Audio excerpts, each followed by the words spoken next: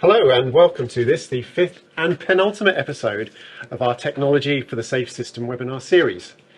The series has been organised by RoadSafe to explore how connected technologies can contribute to each of the pillars of the safe system approach to road safety. My name is Nick Reed and I am the host for the series. I work in transport technology and road safety through my company Reed Mobility and as Chief Road Safety Advisor to National Highways. I'm also a trustee of RoadSafe, which itself is a charitable organisation that brings together government, industry and research organisations to foster collaboration on road safety topics. We're very grateful to Bosch for their support of this webinar series and to Agilysys for their technical and logistical expertise in arranging these sessions. In our previous webinars, we have looked at the contribution of technology to achieving safe road infrastructure, post-crash care, safe vehicles and safe speeds. In our fifth episode in the series, we are moving on to discuss the role of technology in multimodal transport and land use planning. And continuing the theme of hosting each webinar at a location relevant to the discussion, we are today being very kindly hosted by the Smart Mobility Living Lab, a facility operated by TRL, the UK's Transport Research Laboratory, and partners here in Woolwich, at the east of London. The Smart Mobility Living Lab is one of the testbeds that make up CAM Testbed UK, a combination of facilities across the country dedicated to the development of connected and automated mobility systems. I have more than a passing knowledge of the Living Lab, as in a former role at TRL I developed the idea for this facility. But TRL has taken the idea far beyond my original concept and is now a thriving community of organisations working together, all in the interests of the future of mobility. Joining me here and online are four fantastic panellists to discuss how connected technologies can contribute to the multimodal transport and land use planning pillar of the safe system. This is a new category that was added to the safe system by the World Health Organization as part of the second decade of action on road safety. And I think it's hugely significant for two reasons. Firstly, the importance and relative safety of other modes of transport. Journeys made by public transport tend to be lower risk than those made by a private car. So shifting car journeys to public transport is beneficial for safety. Equally, there has been the growth of journeys made using micromobility options, which are good for reducing congestion and emissions, but perhaps less positive for safety. How should we manage the tension between these benefits? And secondly, this new pillar reflects that in some ways we get the transport system we plan for. And so the relative safety of that system can be baked in from the start of the design of the built environment. Thinking carefully about the flows of vehicles, flows of pedestrians, and how the new infrastructure mediates those will have a significant impact on the risks that are encountered by road users on its completion, something I'm sure we'll get into with the experts over the course of this session. But before we meet them, we've made a short film this morning to highlight some of the fascinating ways that the Smart Mobility Living Lab is working in this area.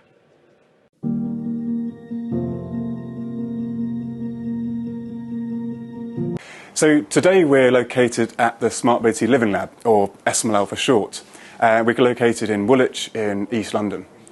SMLL was launched in 2020 and is a real-world urban testbed designed to support the successful deployment of all forms of new transport solutions. So lots of new forms of mobility are coming to our streets to create effective, convenient and safe transport modes to be moving around goods and people. But they're all having to share a common road space, which actually initially wasn't designed for those sort of technologies. An area sometimes forgotten by technology developers and these solution developers is how these forms of technology are going to interact with one another and share the same space when they're operating. And that's why many think that now is a time for a change in how we design our urban spaces and how we accommodate for all these new forms of technology and transport services coming to our road network. Connectivity can also play a vital role in this to allow all these new forms of mobility to communicate with each other, to mean they have more safe interaction and more efficient interaction as well, to improve the whole transport efficiency as a whole. Standards and regulation as well need to play a key role in this to stay up to speed with technology development, to support that safe and effective and successful rollout of all these new transport solutions. SMLL is a wholly owned subsidiary of TRL, and TRL is part of the Transport Research Foundation.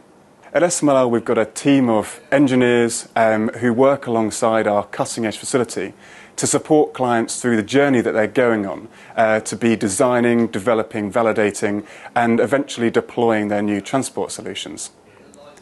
I want to pick out the words Living Lab in Smart Mobility Living Lab, because at SMLL we find that's vital when you're testing and validating new transport solutions, that you're doing that in a representative environment that they're going to be operating in the real world, in deployment. Simulation can play a vital role in this as well. And here at SMLL we've got 24 kilometres of the London road networks, all built in a virtual environment to support that simulation process as well. Our independence from government and industry also allows us to support the policy making as well as the technology development, validation and testing without any bias between those two different areas. At SMLL we also run an innovation community. This community currently has 37 members, and it brings together organisations from across all different sectors, but actually all with some shared challenges. And they come together to collaborate and work together to overcome these challenges.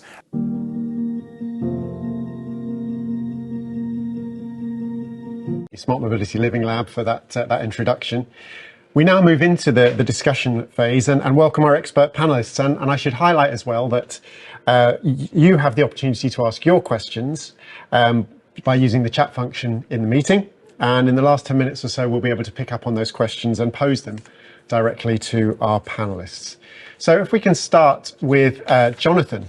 Jonathan Passmore from the World Health Organization is hopefully joining us later. But in the room with me, we have George, Olga and Gav. So George, if we can ask you to introduce yourself, please. Hi, yeah, good afternoon. So I'm George Beard, I'm Head of New Mobility at TRL. So as you heard earlier, that's the Transport Research Laboratory. We're an independent research organisation with a vision for creating clean, efficient transport that's safe, reliable and accessible for everyone. And so we try and realise that vision through a range of research, consultancy, software solutions. And as Ollie explained in the video, we also own and operate this facility where we're hosted today. Brilliant, thank you, George. Olga. Hi, nice to meet everyone. Thank you for inviting. I'm Olga Anapryenka. I'm a principal consultant at New Mobility team at Steer, which is one of the leading consultancies in the UK. I work in similar areas which George does, covering zero-emission vehicles, shared mobility, and emerging services such as mobility as a service, connected autonomous vehicles, and mobility hubs. Nice to be here. Thank you all. Welcome. And Gav. Yeah, thanks very much for letting us join. Gavin Jackman from City Science. We're an organisation founded in 2015 to help cities and private companies decarbonise faster. Brilliant. Thank you. So, George, if I can start with you, how do you see technology shaping multimodal transport and land use planning, and how does the SML play into that environment? Yeah, I think really it's having a huge impact. There's a range of technologies in various states of development, which are either having a material impact on the demands for our spaces right now, or which are likely to have those kind of impacts in future. So, for example, we've got new vehicle form factors emerging, like e-scooters or like autonomous delivery robots or delivery drones and so on, that are they're new modes which are being added to the mix, and we're sort of yet to see how prolific these modes will be in future, but they're competing for space that's already limited. And new service models emerging as part of that as well, like for example with the drones and the robots adding to the last mile logistics game. And other things, we've got like connected infrastructure, which is enabling collection and use of real-time data, which has potential benefits to improve safety or reduce emissions, smooth traffic flows and so on. So an example there would be one of TRL's software products, our urban traffic control system, which basically coordinates the traffic signals to try and minimise the amount of time that road users stop, and thereby smooth the traffic flows, reduce that congestion, improve emission and so on. And I think, ultimately whatever technology or system we're talking about, clearly it's fundamental that it's properly tested. And so, as you heard in the video, that's what SMLL is about at its core. Holly picked up on the Living Lab part of our name, and that is really crucial because we've integrated a range of those monitoring technologies into the living, breathing, dense urban city environment. That enables kind of real-world testing of various products, services, technologies, whatever it is, in the end-user environment that they're intended for. And then you can gather those data and refine, tweak the system and so on before wider scale-up. Yeah, and one of the things I like about the Living Lab is the community of organisations that participate. So, yeah, car manufacturers and local authorities and transport authorities really kind of add to the expertise and the knowledge that can be applied in developing those solutions.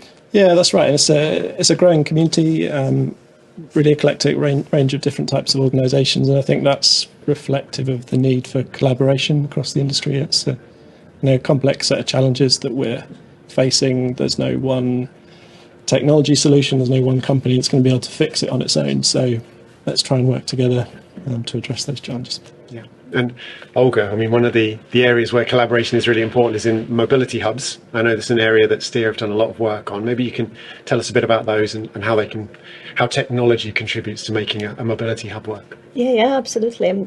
So mobility hub could be defined as a recognizable and easily identifiable space which brings together both shared and public transport modes in addition with other facilities such as co-working spaces or cafes or electric vehicles infrastructure.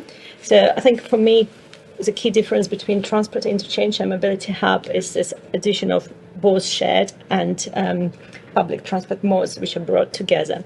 So they're quite popular or more developed in Europe. I think in the States they're starting to look at the development of mobility hubs. In the UK there are lots of local authorities which are currently looking at developing mobility hubs. Lots of them are at different stages, some of them being implemented, like for example in London Borough of Redbridge. I think they provide the opportunity to kind of to provide extra information and bring all different modes together, encouraging sustainable transport travel and also improving the placemaking around the hub. I think different hubs require a tailor-made approach to its development, so there are different sizes and different types, which are suited for example, rural areas or urban areas or semi-urban areas. So I don't think there is like one fit-for-all approach in terms of when you develop and how you develop mobility hubs. In terms of safety, I think it's quite important that mobility hubs are safe by design. So you would need to think about what type of surfacing is used and how they're positioned, access to mobility hubs, and also like they should be well lit and CCTV cameras should be in operation. From the technological perspective, I think the technology can improve mobility hubs, but in essence, mobility hubs is just bringing all other modes together and provide as kind of hard infrastructure asset. So from technology, I think mobility as a service, which is a digital integration of different modes, can come along with the hubs. And if you develop the hubs, why not develop mobility as a service, bringing everything together?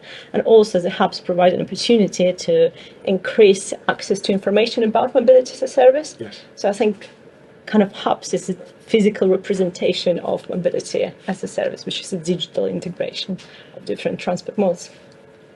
That is a perfect segue to Gav, because talking about digital integration, if you're talking about land use planning, you're planning based on data. You want to know who wants to move where and why, and what goods need to move where and why. We need data to understand that, and that's what City Science brings to the table. So yeah, maybe you can tell us about how City Science collects data and how that's used. Yeah, I think we almost go back a step actually to almost first principles. A lot of the work we do is about spatial representation of the landscape. So when we talk about mobility as a service, mobility hubs, it's about a form and function. Where are you starting? Where are you going? What are you trying to achieve? So actually, straight away, is it residential? Is it industrial? How far? How close? What is the topography? topography of the terrain and everything else. So actually, we go right back to first principles and we look at a multitude of data sets, and that really becomes our evidence base to start our, right at the beginning, high-level principles about design. And so from that data you collect, what do you think is the most useful? What things have you seen or been surprised by in powerful data sets? I mean, it's an interesting question because ultimately I think there's, when we talk about data, and it's a different type of technology, you're talking about connected technology quite often there, or new mobility means technology. I'm talking about the technology of data and how you use that. But actually, fundamentally, not one data set answers the question. Yeah. We tend to look at open data sets, certainly at a national level, and then we tend to then build up local level data sets, particularly on the project. But we have a system that we use, which is effectively a spatial database, which ingests all of that data, and then it's the conclusion of bringing that data together that creates meaningful output. So if you're talking about socioeconomics, deprivation, willingness to drive, willingness to cycle, all of those data sets together means that you can start to understand whether a successful implementation of a cycle lane or public transport is going to be required. So what is the connectivity you need? And then once you do that, then you can then start to bring in the safety aspects. Yes. And Olga, you must be one of the organisations that uses the sorts of analysis the City Science provides, uses the data sets that are collected about movement and use that to think about safety. What things have you been? What data sets interest you? Well, a range. It's a long list, isn't it? It is a long list, but I think it's has been mentioned, it shouldn't be just transport data, it should be social and demographics data, which is being taken into account. And in our projects, for example, when we think about where mobility hubs should be located, we use a combination of different data sets, which we combine it as a matrix, and then we can see where there is potential demand for the hubs. But it's equally important to think where there's need for the services.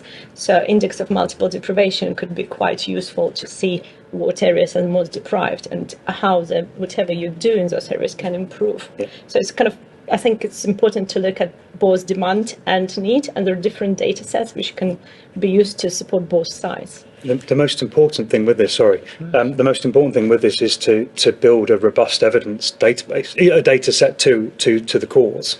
If you're putting a strategy or a policy in place that's giving that connectivity from one location to the next. With due respect, you might have a councillor that may wish to have a glory project between location A and B, but if there's no demand and there's no need for that, then it's taxpayers' money that's potentially at risk. So I think it's like professionals like ourselves who is using and bringing that data sets to a fore. Not only but using it, but also visualising it in a way that actually people can understand that actually that robustness is really there. And where does safety fit into that discussion? Should it have more priority?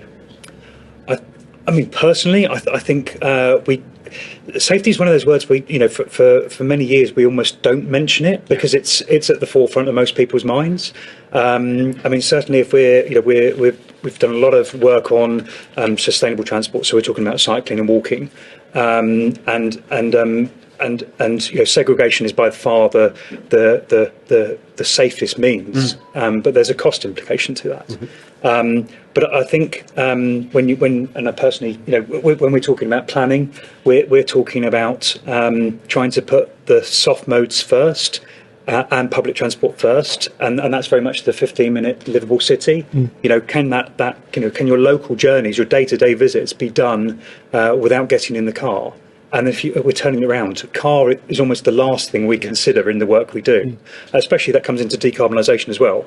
But then you need to make sure that actually it's fit for purpose, which is not as easy as it sounds because segregation requires land. Yes, it's not just objectively safe, but perceived to be safe. Yes. Well. Yeah. George, that's a great point to bring you. I know you've done a lot of work on different modes of transport and their adoption. So I wondered, the big trend over the last 5 years has been the emergence of e-scooters, e-bikes, and so on, with potentially big impacts for sustainability. But what about the safety perspective of those? Yeah, something we've focused a lot on over the last 4 or so years. I mean, e-scooter safety specifically has got a lot of attention recently, a lot of negative press as well. It's an evolving space, and I think, speaking of data, there are still big gaps there in our understanding. It's getting better, but we still don't quite have good ways of really measuring safety properly in those cases. But yeah, I mean, and the other thing with e-scooters is we're in this weird, unusual situation in the UK where we've got trials of rental e-scooters, which have been going since the summer of 2020. And we know that they will be continuing till at least March 2024, maybe longer. We don't know. But the private e-scooter market is still very limited because those vehicles are essentially treated as motor vehicles. So that means is to use one in a public space, it has to be type approved and registered, and you need insurance, and the rider has to have a license, you have to wear a motorcycle helmet, so on. So that makes them illegal by default. So, I mean, that from a safety perspective is sending quite a confusing message for the general public who are not quite close to, as close to the industry as we clearly are, being embedded in it. You could visit any one of the towns that are trialling rental scooters and quite easily come to the view that, they must be legal. Or maybe I'll buy one from Amazon for not very much money, and then use that device illegally without really understanding the reasons for that. And yeah, I mean, there's lots to unpack with safety. The Safe Systems a useful guide here. Clearly, we need to think about vehicle safety. We need to think about users. We need to think about infrastructure. On the vehicle design side, again, it's kind of rental and private market, different things emerging here. On the rental side, there's some variability in vehicle design, but it's all kind of converging, and there's been lots of improvements over the last 5 years to make the scooters more robust, better braking, heavier, more durable wheels and so on.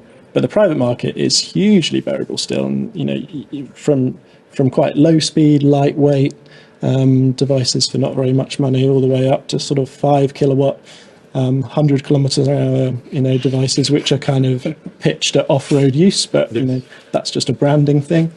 So yeah, as the kind of uninformed member of the public, you could buy one of these things and think it's okay to use. So we need regulations which will follow from this set of trials. We know that the government are going to or trying to have this new LZEV category, low speed zero emission vehicles, and then within that gives them the opportunity to create one for e-scooters and other things.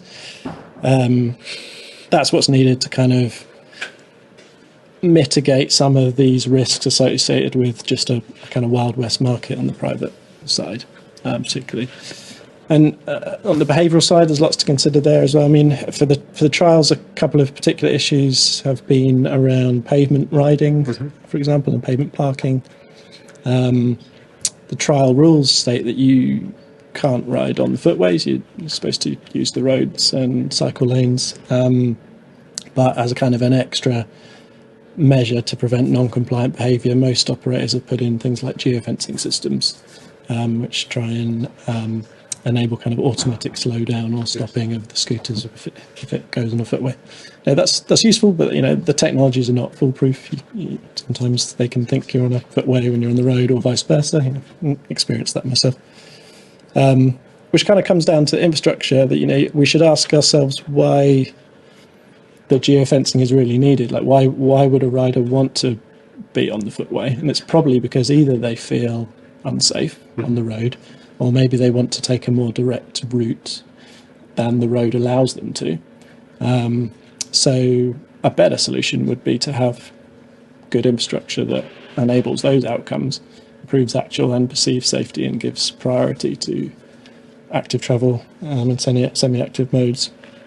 And yeah, I guess that's sort of really what the core of this part of the safe system is around land use planning. It's kind of optimizing the mix of these non-motorized and motorized modes, which is including a sort of increasingly complex set of vehicles. We don't yet know how to optimise it, but that's what we're striving for. And it could be, the solution can be very different depending on the context, the environment into which you're trying to introduce that mode of transport. I was struck by what you were saying there, and it made me think of the examples where land is being repurposed for active travel, and that brought to mind the low traffic neighbourhoods. Gav, I wanted to ask this about you. One of the proposed changes around how we use our land for mobility is these low traffic neighbourhoods. Can you tell us about the effects of their introduction and what safety implications there might be? Yeah, I mean, low traffic neighbourhoods are a relatively new concept in the UK, I think it's fair to say, and it's quite a radical change. And I think it was really brought round from COVID. Let's just go back to that one step. And actually, there was a very immediate prescribed need, which allowed authorities to tap into some funding quite urgently and radically put them in place. And now it's a continuation. So I think you have to recognise that before you go, are they good or bad? Because I think there were immediate need, but now what we need to do is we need to look at them from a longevity perspective. So were they designed adequately? Did they actually foresee what happens when you get to the end of the low traffic neighbourhood?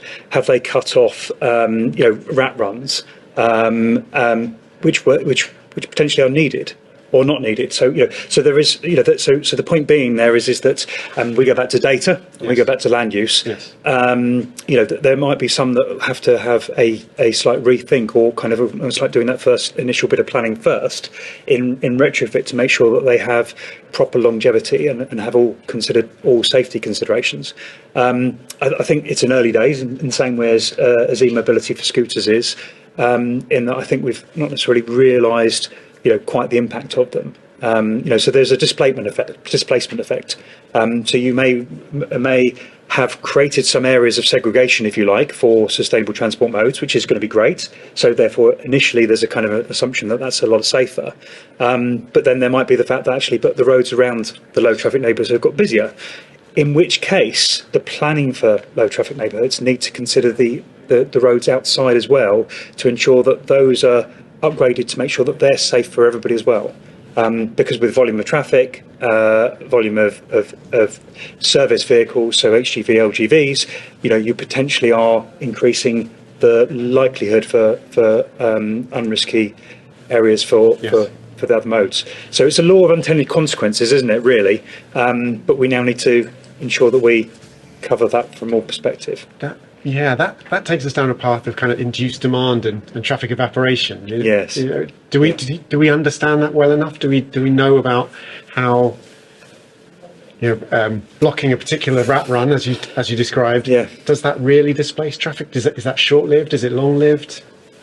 And I think that's the part where we're learning. Yeah. Because traffic patterns are, I think they've generally we've settled into a new phase, which are arguably like they used to be, but slightly different. And it depends on the day of the week, as the experts will tell us. I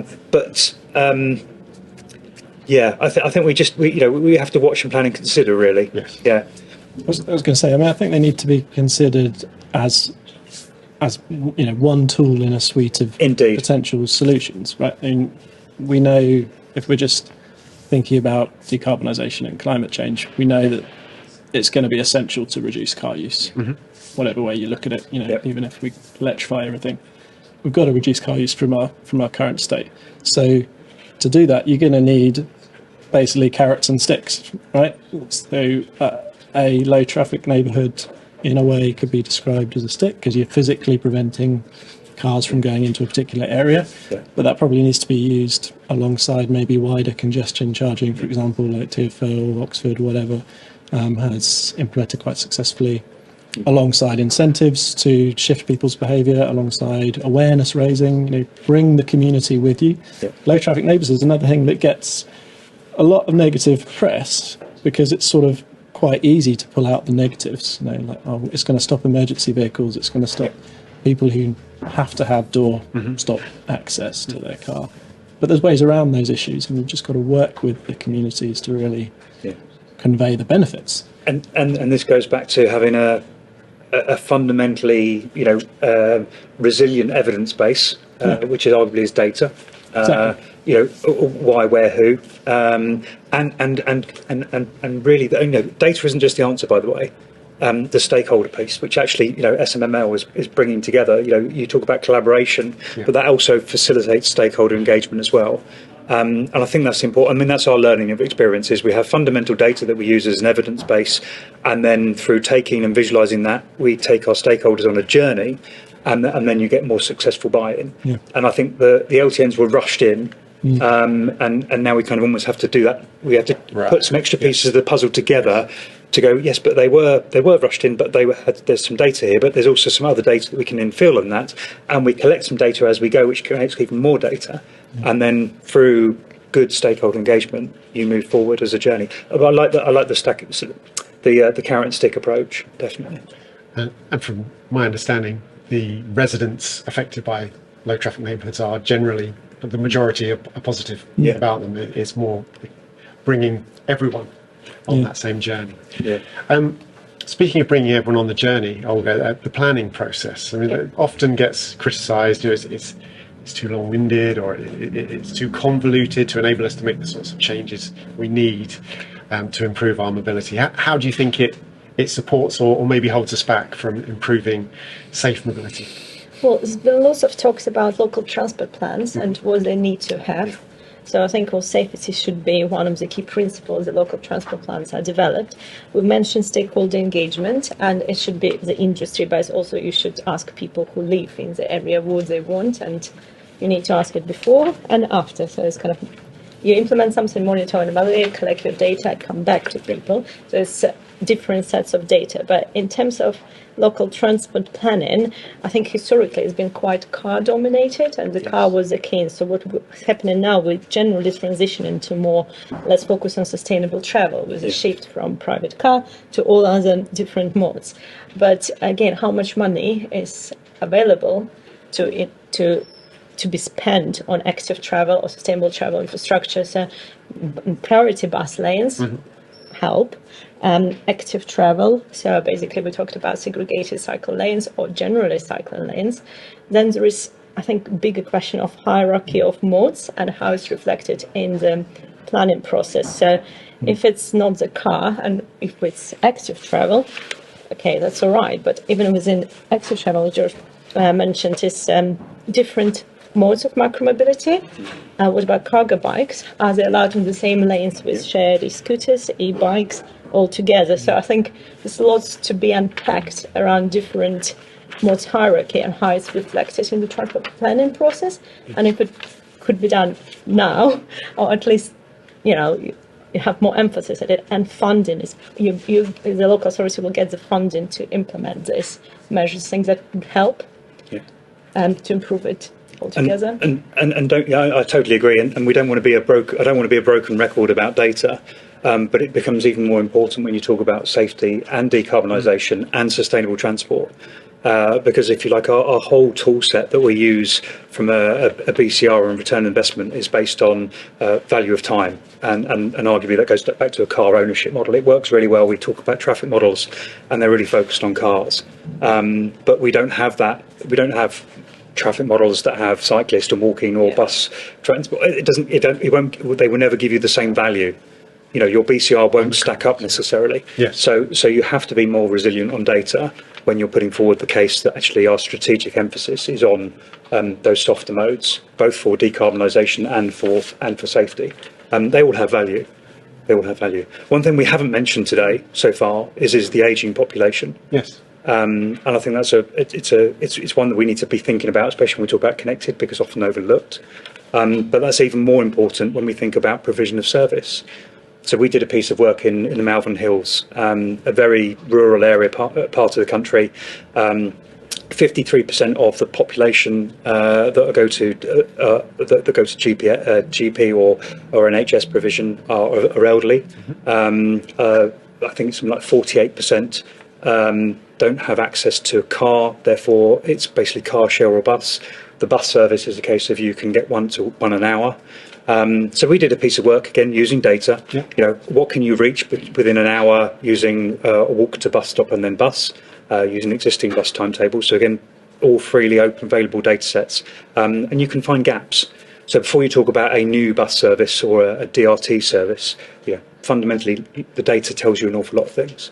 So it's empowering people with that data as well, I think, is the important part, not just being the gatekeeper and the owner of the data and being able to manipulate it itself. If we can make it easy for people to actually see that, that type of that access studies, then a lot more people can start to plan correctly. Yes. Yeah, and I've seen some really good data from LA about low-income communities and how many jobs you can access if you have a car versus if you use public transport. And the answer is many, many more if you have a car. So there's a real question there about the equality. Yeah.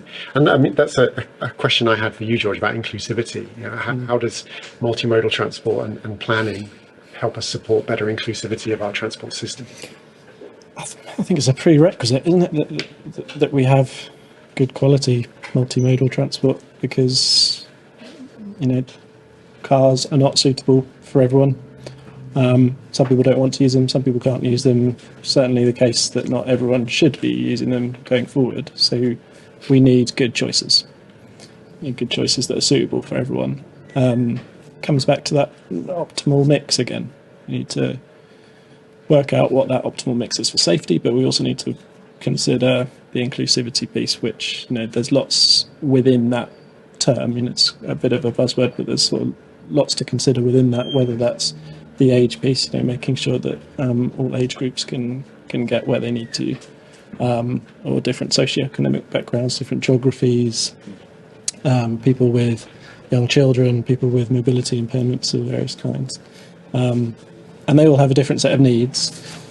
So really the sort of best practice, I think, in inclusive design is making sure that we understand and consider that range of needs at the start, and bake it into the design, so as that we're not kind of putting stuff out there that we sort of don't realise there's a challenge. There's a good example here with EV charging, for example, where I think there was something like 20-ish thousand public charge points installed, but very few of them are accessible for people with mobility impairments. And so the charity Motability have done some really great research in this area, which has culminated in a new standard, BSI standard, that was published last week, I think, backed by OZEV, and is accompanied by some best practice guidance for how to design charge points with people with various mobility impairments in mind. So that's great news, but there's a lot of retrofitting to now do. You've got to go, correct the issue, which can be expensive. So let's use that as a lesson for other things. Let's make sure we think about the various use cases for new technologies and new mobility services from the outset, so that we don't have to kind of correct any errors in the future. Yes. And I think the Smart Mobility Living Lab is an environment in where you can start to develop those ideas and prove them out before widespread rollouts. That's really powerful. Olga, what would be your perspective on inclusivity and mobility hubs and multimodal transport? Well, as I mentioned, with some mobility hubs, they should be inclusive, and it's about how you access the hubs, and it's including what modes are part of the hub. So if the car club services offered, how you can make car club service more accessible. There is options like some, for example, car clubs offering surrogate drivers, so it becomes more accessible to people who can't drive, so you can use a driver, but at least there's a car club exists. In terms of a multimodal transport, I think in terms of mobility as a service, mass platform or app can be used to guide people with different physical impairments, for example, in a better way, saying this is an accessible bus which come in at this bus stop at this time, this route has ramps, etc. So you can inbuild those features through the mobility service app and offer a kind of a more tailored journey plan and functionality to those people. I think there's also there will be a difference between urban and rural situation. Yes. And in rural, as I mentioned previously, it's more about demand responsive transport, how it can be used to improve the connectivity, and can people use technology if they're older, for example? or do they have access to this technology? Is the importance of, okay, yes, if you use a platform or app, we'll have an option for a call center, so make it more inclusive, I guess, and accessible for a wider range of people. And I think another point is, even if in terms of micromobility, if this micromobility modes have been introduced, how they affect people with visual impairments or people using wheelchairs. Do they have, I know that some operators are developing the universal sound, which the vehicle can have, so it basically alerts everyone that the vehicle is approaching. If you're using RECs, some of them are being designed with advice on how, they can be accessed by walking canes, so people know that there is a REC, and use vivid colors to make the REC more visible, so which also helps. So it's kind of its use and actual placement of infrastructure, which doesn't make it more difficult for people with physical impairments to live on. You said earlier, Nick, that the perceptions are just as important as the sort of reality. I think that applies here as well. It's safety in the broader context, thinking about not just kind of road safety, but personal security, personal safety. These issues are really important for inclusivity as well, because if people don't feel safe using a particular mode, or going to pick up a shared bike or getting on a bus because it's down dark streets or whatever it is, then that's going to be a big barrier. Yeah. A good example is Vienna and what they've done in the 90s, because they they looked at master plan, and including, like, the master plan has been done with inclusion of women, and they've been relocating the spaces and making sure that the bus stops are not positioned in the dark areas, which are difficult to access, whether the steps are not too steep for people, and whether there's access to sidewalks. And I think that has happened in the 90s, and Vienna is considered a good example as a case study of how you can actually plan for more gender inclusive mobility and more gender inclusive cities. We've talked a lot about data and perceptions. I wonder, is there a risk of pushback against it? So people might be aware of the development in Toronto, where a Google, an alphabet company, was going to develop an area, introduce all the latest technologies, and the local residents resisted because they felt there would be too much kind of tracking or invasion of privacy. How do we get that balance right, George? Yeah, I think privacy is clearly a critical consideration. I think some parts of society will be more concerned than others. Some people will be kind of more comfortable with technology in general and the use of their data. And in terms of sort of coming to terms with it, as you say, accepting the risks, I think really the perceived benefits need to outweigh those risks in order for people to kind of get on board with it. In our kind of day-to-day digital lives, we're all making these judgments, whether consciously or not, all the time. Signing up for new apps, registering for websites, whatever it is. We're all agreeing various uses of our personal data in exchange for information or a service, whatever it is. And so I think that needs to be considered in the broader context as well. With Toronto, for example, I guess there's a concern of excessive surveillance of people where they may not have a mechanism for opting in or out of that, and therefore not really understanding what benefits they will get from the system. And again, I think that's compounded when kind of private companies, maybe like Google, who have so much power anyway, are the controllers of that data. Because then people might be asking whether they have, an individual's best interests at heart over their profits. Commercially. And so I think, the kind of setup there and the governance around that needs to be thought about as well. Yeah. And Gav, from a data perspective, that kind of sensitivity over privacy and tracking and so on? Yeah, I mean, I don't know too much about the Toronto and the conversation, but it does suggest to me that perhaps the stakeholder engagement at the beginning wasn't quite on par. I don't want to say mini budget, but I kind of springs to mind. Yeah, there we go. Shouldn't say some things in front of the camera, but I think warming up people to the idea, the benefits, as you said, George. If you did that beforehand and then explained how you're going to do it, I think perhaps it would have been a different outcome. Yeah, I think that's the case. And we've got to be careful on data. There is an awful lot of data out there. Yes. Yeah, definitely.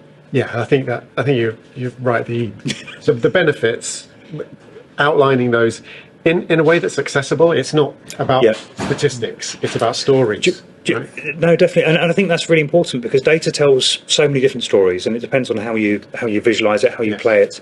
And I think one of the things that I've, my background is more probably operational rather than policy and strategy, and I'm now with City Science is a bit more policy and strategy, and actually, what a mayor view of data is something very different from a traffic manager's view of data. And I think that as if you like, custodians of, not custodians, but of people that are helping the technology forefront move forward in the digital society, we've got to be aware that actually, form and function of data and visualization is really important to get successful messages across. Our experience there, and I'm pretty sure it's the same with yourself there, is that actually having early onboard dialogue and taking people through the story as you go through, rather than kind of, putting it on the table at the end and then going, oh, that's not what I asked for. That's really important. So we engage people all the way throughout when we do particular studies, especially around opening up and visualizing the data.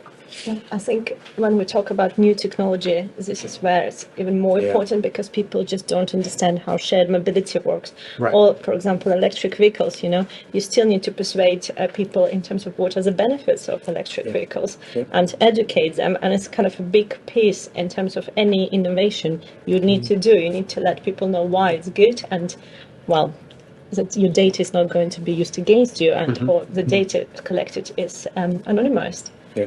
And there's no personal data collected. And unfortunately, because the world is a complicated place, we talk about cyclists and we just assume, lycra-clad, fast walking, fast cycling on the cycle superhighway. And that may be one view of cyclists, but then there's a different view, which is the person who's literally just got on a Santander bike for the first time. And then there's the e-bike revolution. And we've talked about e-scooters. We haven't mentioned much about e-bike. Personally, it's an unsung hero because you can get further. Than you can on a normal bike within the same time. Therefore, your distance from where you start to where you end that's increased your range of activity. But also, and I don't know the exact numbers, but I have been told recently that actually a lot of the people buying e-bikes are people that have never had a bike before. So not only are they're not a confident road user necessarily on a bike, but they've chosen that as a different means of transportation, and so they're perhaps less confident, or perhaps because it's electric, they feel that it's somewhere between a motorbike. Therefore, they automatically are confident, even though they're not experienced.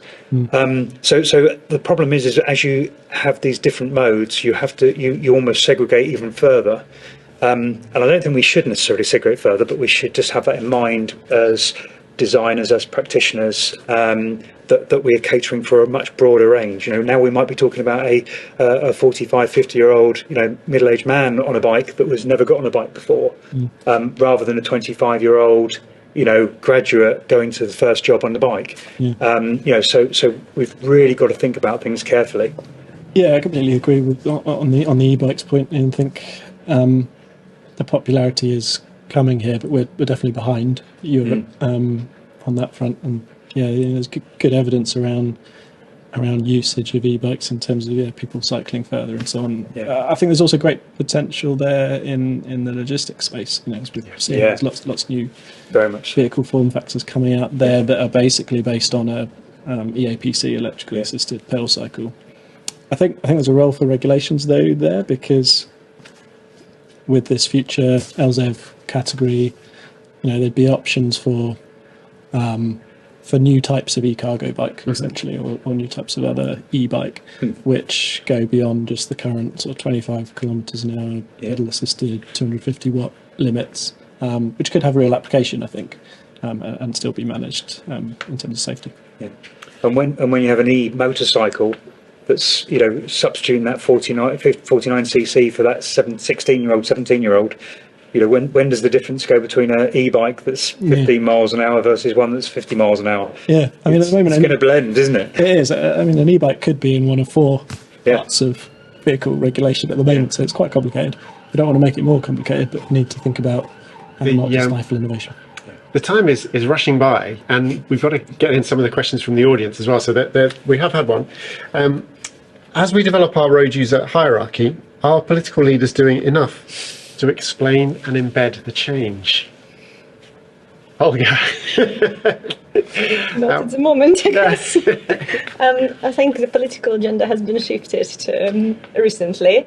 I think it was going on the right track before, and what I hope that, what we were hoping for, the new transport bill, which will be announced, will have lots of changes, but it's no longer the case, so we don't know what's going to happen with it.